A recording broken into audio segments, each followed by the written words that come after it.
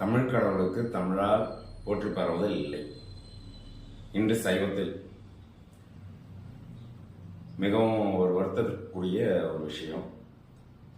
இன்னைக்கும் பார்த்தீங்கன்னா அடியார் பெருமக்கள் ஆரம்பிக்கும் பொழுது பார்த்தீங்கன்னாக்கா நம்ம பார்வதி பதையே ஹர மகாதேவா அப்படிங்கிற இந்த ஒரு முழக்கத்தோடு தான் சுவாமியோட வழிபாடாக ஆரம்பிக்கிறாங்க. இது ரொம்பவும் வருத்தத்துக்குரிய ஒரு விஷயம். ஏன்னா தமிழ் சங்க தலைவன், சைவ தமிழ் தலைவன், தமிழ் கடவுள் சிவபெருமானுக்கு இன்னும் வடமொழியிலேயே தான் முழக்கங்கள். அப்போ தமிழில் வார்த்தைகள் கிடையாதா?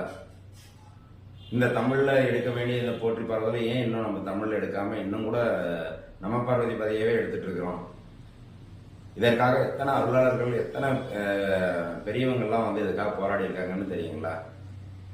நாம் இன்னைக்கு பார்க்க போகிறது இதை பற்றி ஒரு சிந்திக்க வேண்டிய ஒரு கட்டாயத்தில் இருக்கிறோம். நாம் இன்னைக்கு இதை தான் பார்க்க போகிறோம்.